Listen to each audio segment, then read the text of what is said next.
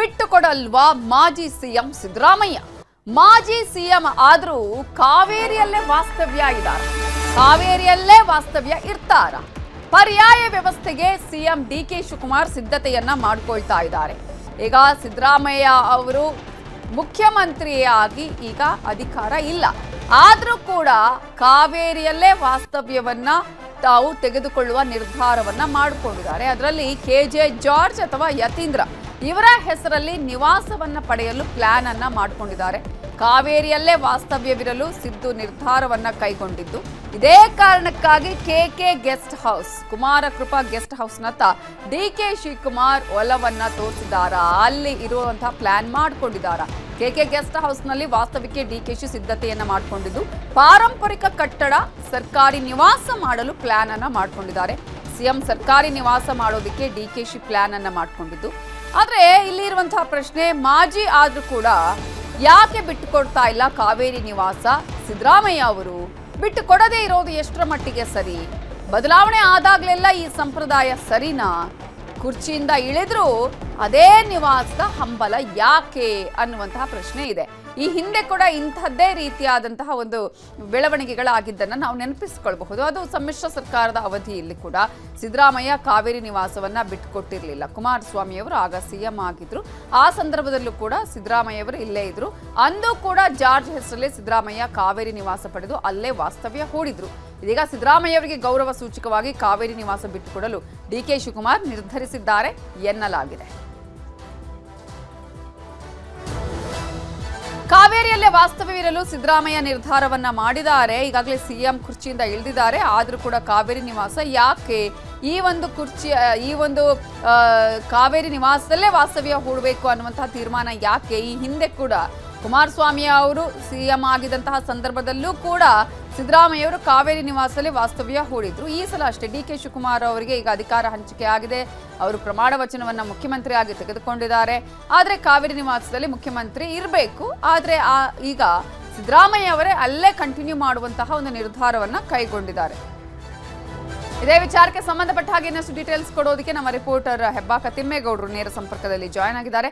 ತಿಮ್ಮೇಗೌಡ್ರೆ, ಯಾವ ಕಾರಣಕ್ಕಾಗಿ ಕಾವೇರಿಯನ್ನ ಬಿಟ್ಕೊಡೋದಕ್ಕೆ ಮನಸ್ಸು ಮಾಡ್ತಾ ಇಲ್ಲ ಸಿದ್ದರಾಮಯ್ಯ ಅವರು? ಈ ಹಿಂದೆ ಕೂಡ ಕುಮಾರಸ್ವಾಮಿ ಸಿಎಂ ಆಗಿದ್ದ ಸಂದರ್ಭದಲ್ಲೂ ಕೂಡ ಇಂಥದ್ದೇ ಆಗಿತ್ತು. ಇದೀಗ ಮತ್ತದೆ ಯಾರ ಹೆಸರಲ್ಲಿ ಆ ನಿವಾಸವನ್ನ ತನ್ನ ಬಳಿ ಇಟ್ಕೊಳ್ಳೋದಕ್ಕೆ ನಿರ್ಧಾರ ಮಾಡಿದ್ದಾರೆ? ಡಿಕೆಶಿ ಎಲ್ಲಿ ವಾಸ್ತವ್ಯ ಹೂಡ್ತಾರೆ?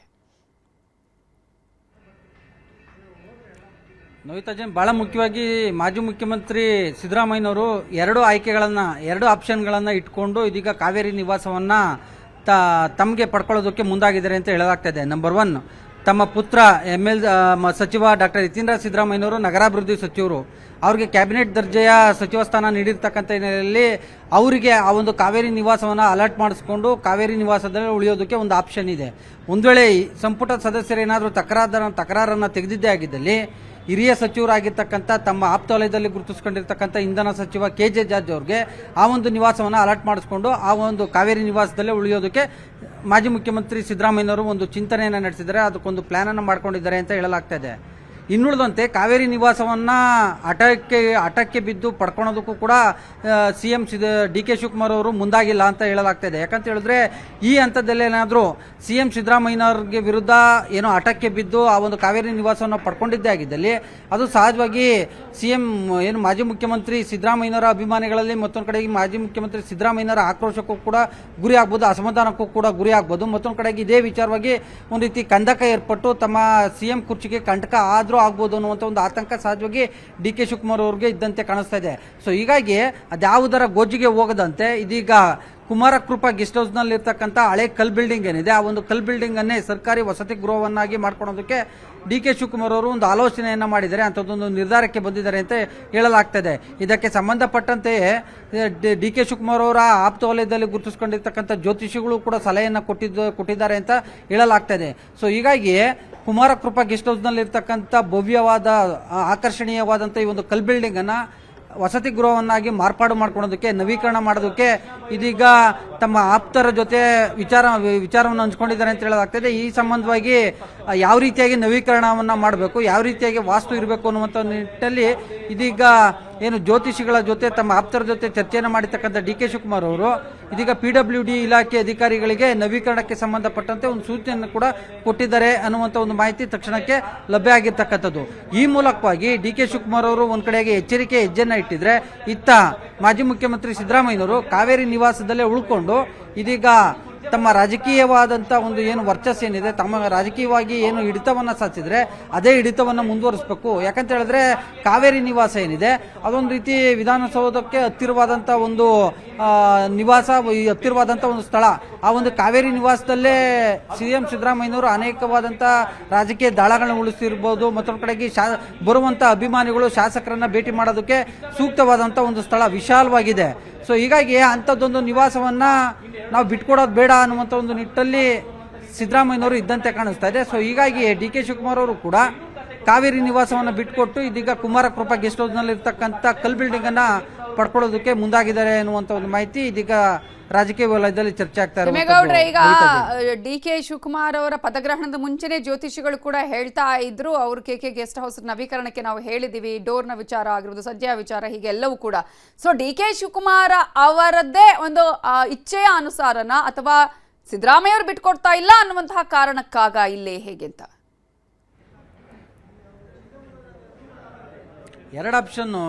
ಎರಡು ಪ್ರಮುಖವಾದಂಥ ಒಂದು ಕಾರಣಗಳಿದ್ದಾವೆ ನವಿತಾ ಜೈನ್. ನಂಬರ್ 1, ಏನು ಡಿ ಕೆ ಶಿವಕುಮಾರ್ ಅವರು ಹೇಳಿ ಕೇಳಿ ವಾಸ್ತು ಪ್ರಕಾರವೇ ನಡೆದುಕೊಳ್ಳುವಂಥದ್ದು ಜಗಜ್ಜಾಹಿರ. ಯಾಕಂತ ಹೇಳಿದ್ರೆ ಅವರು ಪದಗ್ರಹಣ ಮಾಡುವಂಥದ್ದಾಗಿರ್ಬೋದು, ರಾಜಕೀಯವಾಗಿ ಯಾವುದೇ ನಿರ್ಧಾರ ಕೈಗೊಳ್ಳುವಂಥದ್ದಾಗಿರ್ಬೋದು, ಅದು ಎಲ್ಲವೂ ಕೂಡ ವಾಸ್ತು ಪ್ರಕಾರವೇ ಜ್ಯೋತಿಷಿಗಳ ಸಲಹೆಯಂತೆ ಅವ್ರು ನಡ್ಕೊಳ್ತಾರೆ. ಹೀಗಾಗಿ ಅವರು ಆಪ್ತ ವಲಯದಲ್ಲಿ ಗುರುತಿಸ್ಕೊಂಡಿರ್ತಕ್ಕಂಥ ಜ್ಯೋತಿಷಿಯೊಬ್ಬರು ನೀವು ಕುಮಾರಕೃಪಾ ಗೆಸ್ಟ್ ಹೌಸ್ನಲ್ಲಿ ಇರ್ತಕ್ಕಂಥ ಕಲ್ ಬಿಲ್ಡಿಂಗ್ ಏನಿದೆ, ಆ ಒಂದು ಕಲ್ ಬಿಲ್ಡಿಂಗ್ ಅನ್ನ ಪಡ್ಕೊಳ್ಳೋದೇ ಸೂಕ್ತ. ಅದು ತುಂಬಾ ಆಕರ್ಷಣೀಯವಾಗಿ ತುಂಬಾ ವಾಸ್ತು ಪ್ರಕಾರವಾಗಿದೆ. ಹೀಗಾಗಿ ಅದನ್ನೇ ಪಡ್ಕೊಂಡು ನೀವು ಅದನ್ನೇ ನವೀಕರಣ ಮಾಡ್ಕೊಂಡು ನೀವು ಅದನ್ನೇ ಯೂಸ್ ಮಾಡೋದು ಒಳ್ಳೇದು. ಅದನ್ನು ಯೂಸ್ ಮಾಡ್ತಾ ಹೋದ್ರೆ ಎಲ್ಲೋ ಕಡೆಗೆ ಮುಂದಿನ ದಿನಗಳಲ್ಲೂ ಕೂಡ ರಾಜಕೀಯವಾಗಿ ಭವಿಷ್ಯದ ದೃಷ್ಟಿಯಿಂದ ಅದು ಅನುಕೂಲ ಅನ್ನುವಂಥ ನಿಟ್ಟಿನಲ್ಲಿ ಸಲಹೆಯನ್ನ ಕೊಟ್ಟಿದ್ದಾರೆ ಅಂತ ಹೇಳಲಾಗ್ತದೆ. ಸೊ ಹೀಗಾಗಿ ಜ್ಯೋತಿಷಿಗಳ ಸಲಹೆ ಮೇರೆಗೆ ಅದನ್ನ ಪಡ್ಕೊಳ್ಳೋದು ಒಂದ್ ಕಡೆ ಆದ್ರೆ, ಇನ್ನ ರಾಜಕೀಯವಾಗಿ ಒಂದು ತಮ್ಮ ಕುರ್ಚಿಗೆ ಕಂಟಕ ಎದುರಾಗಬಾರ್ದು ಅಂತ, ಹೀಗಾಗಿ ಸಿದ್ದರಾಮಯ್ಯನವರ ಆಕ್ರೋಶ ಅಸಮಾಧಾನ ಕಾರಣ ಆಗಬಾರ್ದು ಅನ್ನೋ ಕಾರಣಕ್ಕೋಸ್ಕರವಾಗಿ ಕಾವೇರಿ ನಿವಾಸ ಬಿಟ್ಟು ಇದೀಗ ಕುಮಾರಕೃಪಾದತ್ತ ಮುಖ ಮಾಡಿದ್ದಾರೆ ಅನ್ನುವಂಥ ಒಂದು ಮಾಹಿತಿ ಸದ್ಯಕ್ಕೆ ಲಭ್ಯ ಆಗಿರುವಂತದ್ದು. ನವಿತಾ ಜೈನ್, ಥ್ಯಾಂಕ್ ಯು ತಿಮ್ಮೇಗೌಡ್ರೆ ಡೀಟೇಲ್ಸ್ಗೆ. ರಂಗೇರಿದೆ ಪರಿಷತ್ ಚುನಾವಣೆ, ಕುದುರೆ ವ್ಯಾಪಾರದ ಶಂಕೆ ಕೂಡ ಇದೆ. ಈ ಒಂದು ಆತಂಕ ಹಿನ್ನೆಲೆಯಲ್ಲಿ ಮೂರೂ ಪಕ್ಷದಲ್ಲೂ ಭಾರೀ ಆತಂಕ ಎದುರಾಗಿದೆ. ವಿಧಾನ ಪರಿಷತ್ನ ಚುನಾವಣಾ ಕಣ ರಂಗೇರಿದೆ. ಆದ್ರೆ ಚುನಾವಣಾ ಕಣ ರಂಗೇರಿದ ಹಾಗೇನೆ ಅಲ್ಲಿ ಕುದುರೆ ವ್ಯಾಪಾರದ ಆತಂಕವೂ ಕೂಡ ಈಗ ಎದುರಾಗ್ತಾ ಇದೆ. ಕುದುರೆ ವ್ಯಾಪಾರ ಆಗಬಹುದೇನೋ ಅನ್ನುವಂತಹ ಸಂಶಯ ಕೂಡ ಇದೆ, ಆ ಆತಂಕವೂ ಕಾಣಿಸ್ತಾ ಇದೆ. ಅದೇ ಕಾರಣಕ್ಕಾಗಿ ಮೂರೂ ಪಕ್ಷದಲ್ಲೂ ಕೂಡ ಭಾರಿ ಆತಂಕ ಶುರುವಾಗಿದ್ದು, ಕಾಂಗ್ರೆಸ್ನಿಂದ 5ನೇ ಅಭ್ಯರ್ಥಿಯಾಗಿ ವಿನಯನ್ನ ಕಣಕ್ಕಿಳಿಸಲಾಗಿದೆ. ಆದರೆ ವಿನಯ್ಗೆ ಟಕ್ಕರ್ ಕೊಡೋದಕ್ಕೆ NDA ಅಭ್ಯರ್ಥಿ ಇದ್ದು NDA ಇಂದ ಗೋವಿಂದರಾಜು ಅವರು ಸ್ಪರ್ಧೆಯನ್ನ ಮಾಡ್ತಾರೆ. ಬಿಜೆಪಿ JDS ಮೈತ್ರಿ ಅಭ್ಯರ್ಥಿ NDA ಇಂದ ಗೋವಿಂದರಾಜು ಅವರ ಸ್ಪರ್ಧೆ ಆಗುತ್ತೆ. ವಿನಯ್ ಕಾರ್ತಿಕ್ಗೆ ಇಲ್ಲಿ 4 ಮತಗಳ ಕೊರತೆ ಇದೆ. ಮತ್ತೊಂದು ಕಡೆ NDA ಅಭ್ಯರ್ಥಿಗೆ 3 ಮತಗಳ ಕೊರತೆ ಇದೆ. ಇದೇ ಕಾರಣಕ್ಕಾಗಿ ಕುದುರೆ ವ್ಯಾಪಾರ ಆಗಬಹುದು ಅನ್ನುವಂತಹ ಶಂಕೆ ಕೂಡ ಇದೆ, ಆತಂಕ ಕೂಡ ಇರುವಂತದ್ದು. ತಮ್ಮ ಶಾಸಕರನ್ನ ಹಿಡಿದಿಟ್ಟುಕೊಳ್ಳೋದಕ್ಕೆ ಇದೀಗ ಪ್ಲಾನ್ ಅನ್ನ ಮಾಡಲಾಗಿದ್ದು, ರೆಸಾರ್ಟ್ ವಾಸ್ತವ್ಯಕ್ಕೆ ಮೂರೂ ಪಕ್ಷದಿಂದ ನಿರ್ಧಾರವನ್ನ ಮಾಡಲಾಗಿದೆ. ಜೂನ್ 17ರಂದೇ ಶಾಸಕರು ಹೋಟೆಲ್ಗೆ ಶಿಫ್ಟ್ ಆಗ್ತಾರೆ. 18ನೇ ತಾರೀಕು ಎಲೆಕ್ಷನ್ ಇರುವಂತದ್ದು. ಈ ಹಿನ್ನೆಲೆಯಲ್ಲಿ 17ನೇ ತಾರೀಕೆ ಶಾಸಕರನ್ನ ಹೋಟೆಲ್ಗಳಿಗೆ ಶಿಫ್ಟ್ ಮಾಡಿ ಯಾವುದೇ ಕಾರಣಕ್ಕೂ ಇಲ್ಲಿ ಅಡ್ಡ ಮತದಾನ ಆಗಬಾರ್ದು ಅನ್ನುವಂತಹ ನಿಟ್ಟಿನಲ್ಲಿ ಎಲ್ಲಾ ಪ್ರಯತ್ನಗಳು ಮೂರೂ ಪಕ್ಷದಿಂದಲೂ ಕೂಡ ಆಗ್ತಾ ಇದೆ. NDA ಇಂದ ಗೋವಿಂದರಾಜು ಅವರು ಸ್ಪರ್ಧೆ ಮಾಡಿದ್ದು, ಅದಕ್ಕೆ ಅವರಿಗೆ 3 ಮತಗಳ ಕೊರತೆ ಇದೆ. ಹಾಗಾಗಿ ಈ 3 ಮತಗಳನ್ನ ನಾನು ಪಡ್ಕೊಳ್ತೀನಿ ಅನ್ನುವಂತಹ ಮಾತನ್ನ ಕೂಡ ಅವರು ಹೇಳ್ತಾ ಇದ್ರು. ಹಾಗಾಗಿ ಈಗ ಕುದುರೆ ವ್ಯಾಪಾರದ ಆತಂಕ ಕೂಡ ನಿರ್ಮಾಣ ಆಗಿದೆ. ಇದೇ ವಿಚಾರಕ್ಕೆ ಸಂಬಂಧಪಟ್ಟ ಹಾಗೆ ಇನ್ನಷ್ಟು ಡೀಟೇಲ್ಸ್ ಅನ್ನ ಕೊಡೋದಕ್ಕೆ ನಮ್ಮ ರಿಪೋರ್ಟರ್ ಕೃಷ್ಣ ನೇರ ಸಂಪರ್ಕದಲ್ಲಿ ಜಾಯ್ನ್ ಆಗಿದ್ದಾರೆ. ಕೃಷ್ಣ, ಕಾಂಗ್ರೆಸ್ನಲ್ಲಿ ಈಗಾಗಲೇ 5ನೇ ಅಭ್ಯರ್ಥಿಯನ್ನ ಕಣಕ್ಕಿಳಿಸಿದ್ದಾರೆ, ಆದ್ರೆ 4 ಮತಗಳ ಅಂತರ. ಜೊತೆಗೆ NDA ಅಭ್ಯರ್ಥಿಯಾಗಿ 3ನೇ ಅಭ್ಯರ್ಥಿಗೂ ಕೂಡ 3 ಮತಗಳ ಅಂತರ ಇದೆ. ಸೊ ಈ ಲೆಕ್ಕಾಚಾರ ಸರಿದೂಗಿಸುವಂತಹ ಪ್ರಯತ್ನ. ಮತ್ತೊಂದು ಕಡೆ ಕುದುರೆ ವ್ಯಾಪಾರದ ಶಂಕೆ ಕೂಡ ಇರುವ ಹಿನ್ನೆಲೆಯಲ್ಲಿ ಏನೆಲ್ಲ ತಯಾರಿಗಳು ಮೂರೂ ಪಕ್ಷದಿಂದ ಆಗ್ತಿದೆ? ನವಿತಾ, ರಾಜ್ಯದಲ್ಲಿ ಪರಿಷತ್ ಮತ್ತು ರಾಜ್ಯಸಭೆ ಚುನಾವಣೆಯ ಕಣ ಈಗ ರಂಗೇರಿರುವಂಥದ್ದು. ಎಲ್ಲೊಂದು ಕಡೆ ರಾಜ್ಯಸಭೆ 4 ಸ್ಥಾನಗಳಿಗೆ ಏನೂ ಸಮಸ್ಯೆ ಆಗೋದಿಲ್ಲ, ಆ ಚುನಾವಣೆ ಚೆನ್ನಾಗಿ ಕೂಡ ನಡೆಯುತ್ತೆ.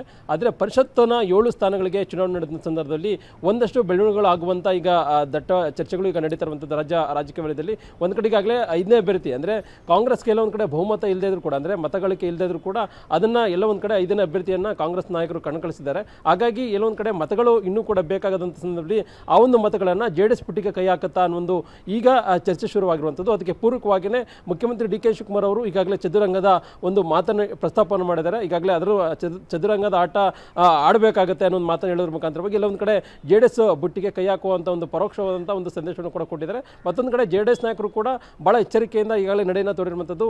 ಯಾವಾಗ DK ಶಿವಕುಮಾರ್ ಈ ರೀತಿಯ ತಂತ್ರಗಾರಿಕೆ ಮಾಡಿದ್ರು, ಕಾಂಗ್ರೆಸ್ ನಾಯಕರು ಯಾವಾಗ 5ನೇ ಅಭ್ಯರ್ಥಿಯನ್ನು ಕಣಕ್ಕಿಳಿಸಿದ್ರು, ಅದಾದ ಬಳಿಕವಾಗಿ ಕೇಂದ್ರ ಸಚಿವರಾಗಿರ್ತಕ್ಕಂಥ HD ಕುಮಾರಸ್ವಾಮಿ ಅವರೇ ತಮ್ಮ ಪಕ್ಷದ ಶಾಸಕರನ್ನ ಸಭೆಯನ್ನು ಕರೆಯೋದ್ರ ಮುಖಾಂತರವಾಗಿ ಚರ್ಚೆ ಕೂಡ ಮಾಡಿದ್ದಾರೆ. ಯಾವ ರೀತಿಯಾಗಿ ಗೆಲುವಕ್ಕೆ ಪೂರಕವಾಗಿ ಮತಗಳು ಬೇಕಾಗುತ್ತೆ ಅನ್ನೋ ನಿಟ್ಟಿನಲ್ಲಿ ಕೂಡ ಚರ್ಚೆ ಕೂಡ ಮಾಡಿರುವಂಥದ್ದು. ಇಲ್ಲೊಂದು ಕಡೆ NDA ಅಭ್ಯರ್ಥಿಯಾಗಿ ಈಗಾಗಲೇ ಗೋವಿಂದರಾಜ್ ಅವರು 5ನೇ ಅಭ್ಯರ್ಥಿಯಾಗಿ ಕಣಕ್ಕೆ ಇಳಿದಿರುವಂಥದ್ದು. ಅವರಿಗೆ ಒಂದು 3-4 ಮತಗಳು ಬೇಕಾಗುತ್ತೆ. ಅಂತ ಸಂದರ್ಭದಲ್ಲಿ ಈಗಾಗಲೇ BJP ಅಭ್ಯರ್ಥಿಯಿಂದ ಕೂಡ ಒಂದು 6 ಮತಗಳು ಸಿಗ್ಬೋದು. ಈಗಾಗಲೇ JDS ನಿಂದ 18 ಶಾಸಕರಿದ್ದಾರೆ, ಮತ್ತು ಈಗಾಗಲೇ 6 ಏನು BJP NDA ಇಂದ ಕೂಡ ಸಿಗುವಂಥ ಸಾಧ್ಯತೆ.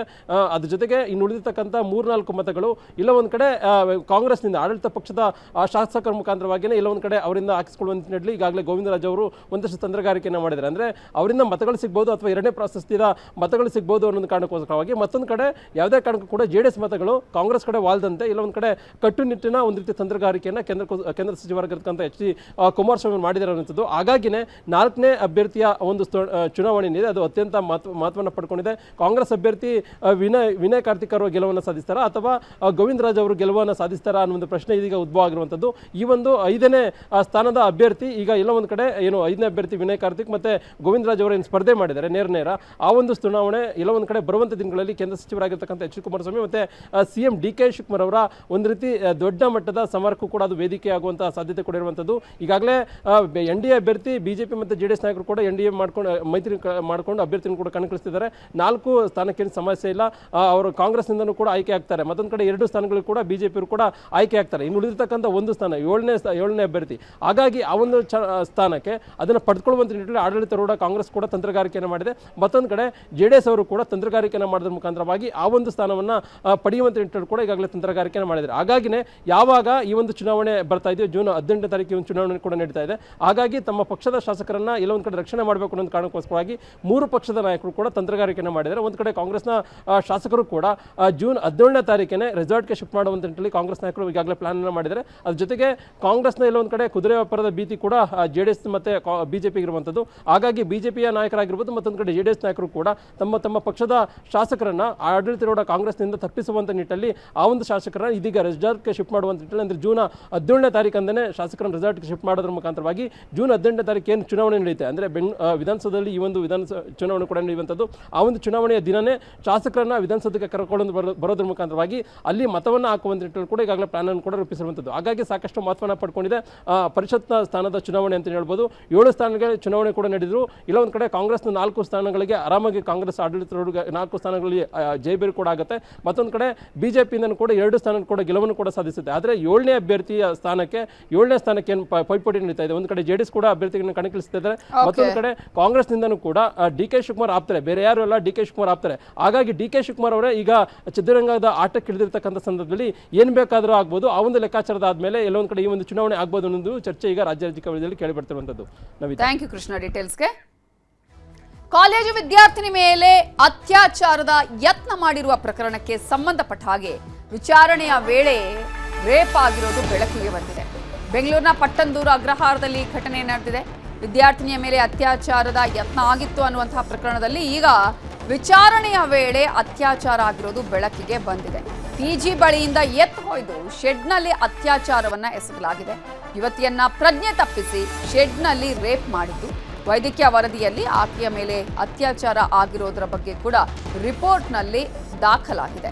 ಸೊ ಸೆಕ್ಯೂರಿಟಿ ಗಾರ್ಡ್ನಿಂದ ಪೊಲೀಸರಿಗೆ ಮಾಹಿತಿಯನ್ನು ನೀಡಲಾಗಿದ್ದು ಆರೋಪಿ ಸೈಬುಲ್ ಮೊಂಡಲ್ನನ್ನ ಬಂಧಿಸಲಾಗಿದೆ. ವಿದ್ಯಾರ್ಥಿನಿಯ ಹೇಳಿಕೆಯನ್ನ ಕೂಡ ಈಗಾಗಲೇ ದಾಖಲಿಸಿ ಪೊಲೀಸರು ತನಿಖೆಯನ್ನ ಮಾಡ್ತಾ ಇದ್ದಾರೆ. ಜೂನ್ 2ನೇ ತಾರೀಕು ಬೆಳಗಿನ ಜಾವ 3:30 ವೇಳೆಗೆ ಟೀ ಕುಡಿಯೋದಕ್ಕೆ ಹೋಗಿದ್ದ ವಿದ್ಯಾರ್ಥಿನಿಯ ಮೇಲೆ ಅತ್ಯಾಚಾರ ನಡೆದಿತ್ತು. ಟೀ ಕುಡಿದು ವಾಪಸ್ಸಾಗುವ ವೇಳೆ ವಿದ್ಯಾರ್ಥಿನಿಯನ್ನ ಹಿಂಬಾಲಿಸಿದ್ದ ಈ ಆರೋಪಿ ಆಕೆಯನ್ನ ಅತ್ಯಾಚಾರ ಎಸಗಿದ್ದ. ವಿದ್ಯಾರ್ಥಿನಿಯ ಹೇಳಿಕೆಯನ್ನ ಕೂಡ ದಾಖಲಿಸಿ ಪೊಲೀಸರು ತನಿಖೆಯನ್ನ ನಡೆಸ್ತಾ ಇದ್ದಾರೆ. ಆ ಸಂದರ್ಭದಲ್ಲಿ ಆಕೆ ತನಿಖಾಧಿಕಾರಿಯ ಮುಂದೆ ಕಣ್ಣೀರು ಹಾಕಿದ್ದಾಳೆ, ನೋವನ್ನ ಹಂಚಿಕೊಂಡಿದ್ದಾಳೆ, ಏನು ಆಗಿದೆ ಅನ್ನೋದ್ರ ಬಗ್ಗೆ ಮಾಹಿತಿಯನ್ನ ಕೊಟ್ಟಿದ್ದಾಳೆ. ಈಗಾಗಲೇ ಇದು ಪ್ರಯತ್ನ ಅನ್ನುವ ಮಾತುಗಳು ಕೇಳಿ ಬರ್ತಾ ಇತ್ತು. ಆದರೆ ನಿಜವಾಗ್ಲೂ ಕೂಡ ಆತ ಈ ರೀತಿಯ ಕೃತ್ಯವನ್ನ ಎಸಗಿದ್ದಾನೆ, ಹೀನ ಕೃತ್ಯವನ್ನ ಆತ ಎಸಗಿದ್ದಾನೆ ಅನ್ನೋದು ರಿಪೋರ್ಟ್ನಲ್ಲೂ ಕೂಡ ದಾಖಲಾಗಿದೆ. ಈಗಾಗಲೇ ಆರೋಪಿಯನ್ನ ಅರೆಸ್ಟ್ ಮಾಡಲಾಗಿದೆ. ವಿಚಾರಣೆಯ ಸಂದರ್ಭದಲ್ಲಿ ಆತ ಆಕೆಯ ಮೇಲೆ ಅತ್ಯಾಚಾರ ಮಾಡಿರೋದು ಕೂಡ ಗೊತ್ತಾಗಿದೆ. ಪ್ರಮುಖವಾಗಿ ಬೆಂಗಳೂರಿನ ಪಟ್ಟಂದೂರು ಅಗ್ರಹಾರದಲ್ಲಿ ನಡೆದಿರುವಂತಹ ಘಟನೆ ಬೆಳಗಿನ ಜಾವ ಜೂನ್ 2ನೇ ತಾರೀಕು 3:30 ವೇಳೆಗೆ ಆಕೆ ಟೀ ಕುಡಿಯೋದಕ್ಕೆ ಅಂತ ಹೋಗ್ತಾಳೆ. ಟೀ ಕುಡಿದು ವಾಪಸ್ ಬರುವಂತಹ ಸಂದರ್ಭದಲ್ಲಿ ಆಕೆಯನ್ನ ಆತ ಹಿಂಬಾಲಿಸಿಕೊಂಡು ಬಂದು ಎತ್ಕೊಂಡು ಹೋಗಿ ಆಕೆಯ ಮೇಲೆ ಇಂತಹ ಹೀನ ಕೃತ್ಯವನ್ನ ಎಸಗಿದ್ದಾನೆ. ನಂತರ ದೂರು ಕೂಡ ದಾಖಲಾಗುತ್ತೆ. ದೂರಿನ ಅನ್ವಯ ತನಿಖೆ ಮಾಡಿದಂತಹ ಪೊಲೀಸರು ಜೊತೆಗೆ ರಿಪೋರ್ಟ್ ಅನ್ನು ಕೂಡ ವೈದ್ಯಕೀಯ ಪರೀಕ್ಷೆಗಳನ್ನು ಮಾಡ್ತಾರೆ. ಆ ಪರೀಕ್ಷೆಯಲ್ಲಿ ಅತ್ಯಾಚಾರ ಆಗಿರೋದು ಬಯಲಿಗೆ ಬಂದಿದೆ. ಈ ಹಿನ್ನೆಲೆಯಲ್ಲಿ ಈಗ ಆರೋಪಿಯನ್ನ ಅರೆಸ್ಟ್ ಮಾಡಲಾಗಿದೆ. ಈ ರೀತಿಯಾದಂತಹ ಕೃತ್ಯವನ್ನ ಆತ ಎಸಗಿರೋದು ಗೊತ್ತಾಗಿದೆ. ಪ್ರಮುಖವಾಗಿ ಹೆಣ್ಮಕ್ಳು ರಾತ್ರಿ ವೇಳೆ ಹೋಗೋದಕ್ಕೆ ಅವಕಾಶ ಇಲ್ವೇನೋ ಅನ್ನುವಂತಹ ರೀತಿಯ ಮನಸ್ಥಿತಿಯ ಹುಡುಗರು ಕೂಡ ಇರೋದನ್ನು ಕೆಲವು ಕಡೆ ನಾವು ಗಮನಿಸ್ತಾ ಇದ್ವಿ, ಎಲ್ಲರಿಗೂ ಹೇಳ್ತಾ ಇಲ್ಲ. ಆದರೆ ರಾಮರಾಜ್ಯ ಅಂತ ಹೇಳ್ತಾ ಇದ್ರು ಗಾಂಧೀಜಿ. ಯಾವಾಗ ಈ ರೀತಿಯಾಗಿ ಹೆಣ್ಮಕ್ಳು ಮಧ್ಯರಾತ್ರಿಯಲ್ಲೂ ಕೂಡ ಓಡೋದಕ್ಕೆ ಅವಕಾಶ ಆಗುತ್ತೆ, ಯಾವುದೇ ಭಯ ಇಲ್ಲದೆ, ಆ ಸಂದರ್ಭದಲ್ಲಿ ಸುಭಿಕ್ಷ ಒಂದು ನಗರ ಆಗುತ್ತೆ ಅಂತೇಳಿ. ಆದರೆ ಮತ್ತೆ ಇಂತಹ ಪ್ರಕರಣಗಳು ಬೆಳಕಿಗೆ ಬರ್ತಾನೆ ಇದೆ. ಇದೇ ವಿಚಾರಕ್ಕೆ ಸಂಬಂಧಪಟ್ಟ ಹಾಗೆ ಇನ್ನಷ್ಟು ಡೀಟೇಲ್ಸ್ ಅನ್ನ ಕೊಡೋದಕ್ಕೆ ನಮ್ಮ ರಿಪೋರ್ಟರ್ ಮಾದೇಶ್ ಈಗ ಫೋನ್ ಸಂಪರ್ಕದಲ್ಲಿ ಜಾಯ್ನ್ ಆಗಿದ್ದಾರೆ. ಮಾದೇಶ್, ಅತ್ಯಾಚಾರ ಯತ್ನ ಅನ್ನುವಂತಹ ಪ್ರಕರಣ ದಾಖಲಾಗಿತ್ತು, ಆದರೆ ಇದೀಗ ರಿಪೋರ್ಟ್ಗಳೇ ಹೇಳ್ತಾ ಇದೆ ಆಕೆಯ ಮೇಲೆ ಇಂತಹ ಒಂದು ಹೀನ ಕೃತ್ಯವನ್ನು ಆತ ಎಸಗಿದ್ದಾನೆ ಅನ್ನೋದು. ಇದೀಗ ವಿಚಾರಣೆಯ ಸಂದರ್ಭದಲ್ಲಿ ಆಕೆ ಕೊಟ್ಟಂತಹ ಹೇಳಿಕೆಗಳು ಏನೇನು, ಜೊತೆಗೆ ಈತನ ಹಿನ್ನೆಲೆ ಏನು? ನವಿತಾ, ಕಳೆದ 2ನೇ ತಾರೀಕು ನಡೆದಿದ್ದಂತ ಈ ಒಂದು ಘಟನೆಗೆ ಸಂಬಂಧಪಟ್ಟಂತೆ ವೈಟ್ಫೀಲ್ಡ್ ಪೊಲೀಸರು ಈಗಾಗಲೇ ಪ್ರಕರಣವನ್ನು ದಾಖಲಿಸಿಕೊಂಡು ಆರೋಪಿಯನ್ನ ಬಂಧಿಸಿ ತನಿಖೆ ಮಾಡ್ತಿದ್ದಾರೆ. ಆ ಸಂತ್ರಸ್ತೆಯನ್ನು ಕೂಡ ವಿಚಾರಣೆ ಮಾಡಿ ಈ ಒಂದು ಘಟನೆಗೆ ಸಂಬಂಧಪಟ್ಟಂತೆ ಹೇಳಿಕೆಯನ್ನು ಕೂಡ ದಾಖಲಿಸಿಕೊಳ್ಳುವಂತ ಕೆಲಸವನ್ನು ಮಾಡಿದ್ದಾರೆ. ವಿಚಾರಣೆ ವೇಳೆ ಸಂತ್ರಸ್ತೆ ಆ ಒಂದು ಘಟನೆಯ ಬಗ್ಗೆ ಸಂಪೂರ್ಣವಾಗಿ ಪೊಲೀಸರ ಮುಂದೆ ಹೇಳಿಕೆ ನೀಡುವಂತ ಕೆಲಸವನ್ನು ಮಾಡಿದ್ದಾರೆ. ಅವತ್ತು ಏನೆಲ್ಲ ಆಗಿತ್ತು ಅಂದ್ರೆ, ಅವತ್ತು ಬೆಳಗಿನ ಜಾವ 3:30 ಸುಮಾರಿಗೆ ಈಕೆ ಪಿಜಿಯಿಂದ ಹೊರಗಡೆ ಬಂದಿರ್ತಾಳೆ. ಅಂದ್ರೆ ಈಕೆ ಸ್ಟೂಡೆಂಟ್ ಆಗಿದ್ದು ಓದ್ಕೋತಿರ್ತಾಳೆ. ಓದ್ಕೊಳ್ಳುವಂತ ಸಂದರ್ಭದಲ್ಲಿ, ರಾತ್ರಿ ಓದ್ಕೊಳ್ಳುವಂತ ಸಂದರ್ಭದಲ್ಲಿ ನಿದ್ದೆ ಬರುತ್ತೆ ಅಂತೇಳಿ ಆಕೆ ಹೊರಗಡೆ ಟೀ ಕುಡಿಯೋದಕ್ಕೆ ಅಂತೇಳಿ 3:30 ಸುಮಾರಿಗೆ ಅವತ್ತಿನ ಬೆಳಗಿನ ಜಾವ ಹೊರಗಡೆ ಬಂದಿರ್ತಾಳೆ. ಹೊರಗಡೆ ಬಂದು ಟೀ ಕುಡಿದು ವಾಪಸ್ ಬರುವಂತ ಸಂದರ್ಭದಲ್ಲಿ ಆರೋಪಿತ ಏನಿದಾನೆ ಆರೋಪಿತ ಆಕೆಯನ್ನ ಫಾಲೋ ಮಾಡ್ಕೊಂಡು ಬಂದಿರ್ತಾನೆ. ಫಾಲೋ ಮಾಡ್ಕೊಂಡು ಬರೋದು ಗೊತ್ತಾಗಿ ಆಕೆ ಅವಸರದಲ್ಲಿ ಪಿಜಿಯ ಒಳಗಡೆ ಹೋಗೋದಕ್ಕೆ ಅಂತೇಳಿ ಹೋಗಿರ್ತಾಳೆ. ಈ ಒಂದು ಸಂದರ್ಭದಲ್ಲಿ ಗೇಟಿನ ಬಳಿ ಆಕೆಯನ್ನ ಹಿಂಭಾಗದಿಂದ ಕುತ್ತಿಗೆಯನ್ನ ಇಸುಕಿ ಆಕೆಯನ್ನ ಪ್ರಜ್ಞೆ ತಪ್ಪಿಸಿ ಆಕೆಯನ್ನ ಅಲ್ಲಿಂದ ಹೊತ್ತೊಯ್ದು ಅಲ್ಲೇ ಸ್ವಲ್ಪ ಡೀಟೇಲ್ಸ್ಗೆ ಹಾಡಹಗಲೇ ಸಿನಿಮೀಯ ರೀತಿಯಲ್ಲಿ ಕೊಲೆಯ ಪ್ರಯತ್ನ ಮಾಡಲಾಗಿದ್ದು ಮಾಲೂರು ತಾಲೂಕಿನ ಜಂಗಾನಹಳ್ಳಿಯಲ್ಲಿ ಘಟನೆ ನಡೆದಿದೆ. ವೈಯಕ್ತಿಕ ದ್ವೇಷದ ಹಿನ್ನೆಲೆ ಕೊಲೆಗೆ ಪ್ರಯತ್ನವನ್ನ ಮಾಡಲಾಗಿದೆ. ಹಾಡಹಗಲೇ ಸಿನಿಮೀಯ ರೀತಿಯಲ್ಲಿ ಕೊಲೆಗೆ ಯತ್ನ ಮಾಡಲಾಗಿದ್ದು ಮಾಲೂರು ತಾಲೂಕಿನ ಜಂಗಾನಹಳ್ಳಿಯಲ್ಲಿ ಈ ಘಟನೆ ನಡೆದಿದೆ. ವೈಯಕ್ತಿಕ ದ್ವೇಷದ ಹಿನ್ನೆಲೆ ಕೊಲೆಗೆ ಪ್ರಯತ್ನವನ್ನ ಪಡಲಾಗಿದ್ದು ಮಂಜುನಾಥ್ ಅನ್ನುವರ ಕೊಲೆಗೆ ಗಂಗರಾಜು ಯತ್ನವನ್ನ ಮಾಡಿದ್ದಾನೆ. ಲಾಂಗ್ ಹಿಡಿದು ಕೊಲೆ ಮಾಡ್ತೀನಿ ಅಂತ ಆವಾಜ್ ಹಾಕಿದ್ದಾನೆ. ಸ್ಥಳದಲ್ಲಿ ಕೆಲಕಾಲ ಆತಂಕದ ಪರಿಸ್ಥಿತಿ ಕೂಡ ನಿರ್ಮಾಣ ಆಗಿತ್ತು. ಕಳೆದ ತಿಂಗಳಷ್ಟೇ ಮಂಜುನಾಥ್ ಪುತ್ರನ ಕೊಲೆ ಕೂಡ ಆಗಿತ್ತು. ಇವತ್ತು ತಿಥಿಯ ವೇಳೆ ಮಂಜುನಾಥನ್ನೂ ಮುಗಿಸ್ತೀನಿ ಅಂತ ಆವಾಜ್ ಹಾಕಿದ್ದಾನೆ. ಈಗ ಆರೋಪಿ ಗಂಗರಾಜನನ್ನ ಪೊಲೀಸರು ವಶಕ್ಕೆ ಪಡೆದಿದ್ದಾರೆ. ಮಂಜುನಾಥ್ ಪುತ್ರನ ಕೊಲೆಯಾಗಿತ್ತು ಕಳೆದ ತಿಂಗಳು. ಈಗ ಮಂಜುನಾಥನನ್ನೇ ಸಾಯಿಸ್ತೀನಿ ಅಂತ ಹೇಳಿ ಆವಾಜನ್ನ ಹಾಕಿದ್ದಾನೆ ಗಂಗರಾಜು. ಆತನನ್ನ ಪೊಲೀಸರು ಈಗ ವಶಕ್ಕೆ ಪಡೆದಿದ್ದಾರೆ. ಪ್ರಮುಖವಾಗಿ ಈ ಒಂದು ಪ್ರಕರಣ ಸಿನಿಮೀಯ ರೀತಿಯಲ್ಲಿ ಕೂಡ ನಡೆಯುವ ರೀತಿಯಾಗಿ ಕಾಣಿಸ್ತಾ ಇತ್ತು. ಜಂಗಾನಹಳ್ಳಿಯಲ್ಲಿ ನಡೆದಿರುವಂತಹ ಘಟನೆ ಇದು. ವೈಯಕ್ತಿಕ ದ್ವೇಷಕ್ಕೆ ಈ ಒಂದು ಕೊಲೆಯ ಪ್ರಯತ್ನವನ್ನ ಆರೋಪಿ ಗಂಗರಾಜು ಮಾಡಿದ್ದಾನೆ. ಆತನನ್ನ ಪೊಲೀಸರು ವಶಕ್ಕೆ ಪಡೆದಿದ್ದಾರೆ. ಏನು ಸಮಾಚಾರಪ್ಪ? ಏನು ಸಮಾಚಾರಪ್ಪ?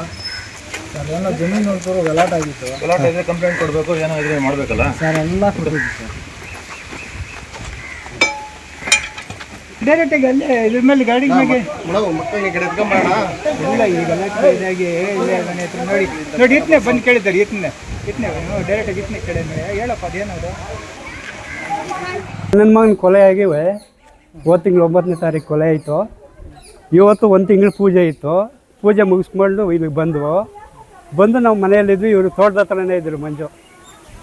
ಅವನು ಹೊರಗಡೆ ಬಂದು ಗಾಡಿ ನಿಲ್ಲಿಸ್ದ, ಯಾರು ಅಂತ ಕೇಳಿದೆ ನಾನು. ಮನೆ ಹತ್ರ ಮನೆ ಮುಂದೆ ಬಂದು ಗಾಡಿ ನಿಲ್ಲಿಸ್ದ, ಯಾರು ಬೇಕಪ್ಪ ಅಂದೆ.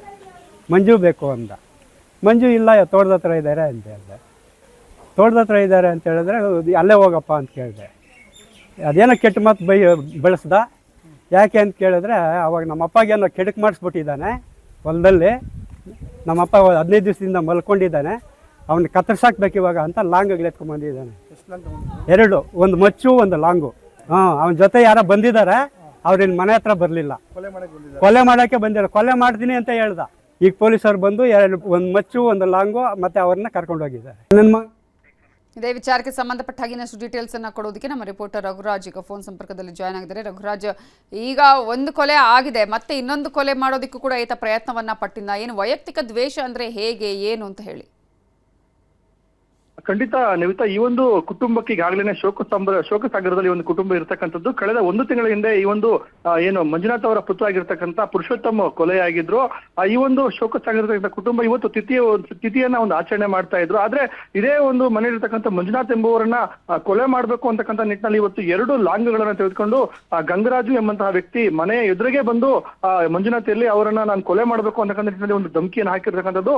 ಆಡಹಾಗಲೇ ಈ ಒಂದು ಘಟನೆ ಕೂಡ ಆಗಿರ್ತಕ್ಕಂಥದ್ದು. ಹಾಗಾಗಿನೇ ಗ್ರಾಮಸ್ಥರು ಈ ಒಂದು ಘಟನೆಯಿಂದ ಇದೀಗ ಬೆಚ್ಚಿ ಬಿದ್ದಿರ್ತಕ್ಕಂಥದ್ದು. ಘಟನೆ ಸಂಬಂಧ ಮಾಲೂರು ತಾಲೂಕಿನ ಮಾಸ್ತಿ ಪೊಲೀಸ್ ಠಾಣೆಯ ಸಿಬ್ಬಂದಿ ಈಗಾಗಲೇ ಆತನನ್ನ ವಶಕ್ಕೆ ಪಡೆದು ಮತ್ತೆ ವಿಚಾರಣೆಯನ್ನು ಕೂಡ ಮಾಡ್ತಾ ಇದ್ದಾರೆ. ಮತ್ತೆ ಅವರು ಕೊಲೆಗಾಗಿ ತಗೊಂಡ್ಬಂದಿರ್ತಕ್ಕಂಥ 2 ಲಾಂಗ್ಗಳನ್ನು ಕೂಡ ವಶಕ್ಕೆ ಪಡೆದಿರ್ತಕ್ಕಂಥದ್ದು. ಈ ಒಂದು ಘಟನೆಯ ಒಂದು ಹಿನ್ನೆಲೆಯನ್ನು ನೋಡೋದಾದ್ರೆ ಮಂಜುನಾಥ್ ಏನಿದ್ದಾರೆ ಅವರು ಈಗಾಗಲೇ ಈ ಘಟನೆಗೆ ಸಂಬಂಧಪಟ್ಟಂತೆ ಒಂದು ದೂರನ್ನು ಕೂಡ ದಾಖಲು ಕೂಡ ಮಾಡಿದ್ದಾರೆ. ಏನು ಗಂಗರಾಜು ಎಂಬಂತವರು ಹೇಳೋ ಪ್ರಕಾರವಾಗಿ ನಮಗೆ ಒಂದು ಆಸ್ತಿ ವಿವಾದ ಇದೆ, ಹಾಗಾಗಿನೇ ಅವನ್ನ ನಾನು ಕೊಲೆ ಮಾಡೋದಕ್ಕೆ ಬಂದಿದ್ದೀನಿ ಅಂತಕ್ಕಂಥ ಮಾತನ್ನ ಈಗಾಗಲೇ ಸಾರ್ವಜನಿಕವಾಗಿ ಅವರು ಕೂಡ ಹೇಳಿರ್ತಕ್ಕಂಥದ್ದು. ಹಾಗಾಗಿನೇ ಒಂದು ಕೊಲೆ ಆಗೋಗಿದೆ, ಮತ್ತೊಂದು ಕೊಲೆಯನ್ನ ಮಾಡ್ಲಿಕ್ಕೆ ಬಂದಿದ್ದಾರೆ ಎಂಬಂತಹ ಒಂದು ಭೀತಿಯಲ್ಲೂ ಕೂಡ ಆ ಒಂದು ಮನೆಯವರು ಕೂಡ ಇರ್ತಕ್ಕಂಥದ್ದು. ಈ ನಿಟ್ಟಿನಲ್ಲಿ ಮಾಲೂರು ತಾಲೂಕಿನ ಮಾಸ್ತಿ ಪೊಲೀಸರು ಈತನನ್ನ ವಶಕ್ಕೆ ಪಡೆದು ಇದೀಗ ವಿಚಾರಣೆಯನ್ನು ಕೂಡ ಮಾಡ್ತಾ ಇದ್ದಾರೆ. ಆ ಘಟನೆಗೆ ಸಂಬಂಧಪಟ್ಟಂತೆ ಈಗಾಗಲೇ ಮಂಜುನಾಥ್ ಅವರ ಜೊತೆಗೆ ಅವರ ಸಹೋದರರು ಕೂಡ ಮಾತಾಡಿರ್ತಕ್ಕಂಥದ್ದು. ನಮ್ಮನ್ನ ಕೊಲೆ ಮಾಡುವಂತ ಉದ್ದೇಶದಿಂದಲೇ ಯಾರು ಈತನನ್ನ ಸುಪಾರಿ ಕೊಟ್ಟು ನಮ್ಮ ಕೊಲೆಗೆ ಒಂದು ಪ್ರಯತ್ನ ಮಾಡಿದ್ದಾರೆ ಎಂಬಂತಹ ಒಂದು ಆರೋಪ ಕೂಡ ಅವರು ಮಾಡ್ತಾ ಇರ್ತಕ್ಕಂಥದ್ದು. ಈಗಾಗಲೇ ಆತನನ್ನು ವಶಕ್ಕೆ ಪಡೆದು ಪೊಲೀಸರು ವಿಚಾರಣೆ ಮಾಡ್ತಾರಿಂದ ಕಾನೂನು ಕ್ರಮ ಕೈಗೊಂಡು ಮುಂದೆ ಇಂತಹ ಘಟನೆಗಳು ಆಗದಂತಾನೆ ಕ್ರಮ ವಹಿಸಬೇಕು ಅಂತಕ್ಕಂಥ ಒತ್ತಾಯವನ್ನು ಕೂಡ ಇದೀಗ ಮಂಜುನಾಥ್ ಮತ್ತೆ ಅವರ ಕುಟುಂಬಸ್ಥರು ಮಾಡ್ತಾ ಇರ್ತಕ್ಕಂಥದ್ದು. ನವಿತಾ ಜೈನ್. Thank you Raghuraj ಡೀಟೇಲ್ಸ್ಗೆ.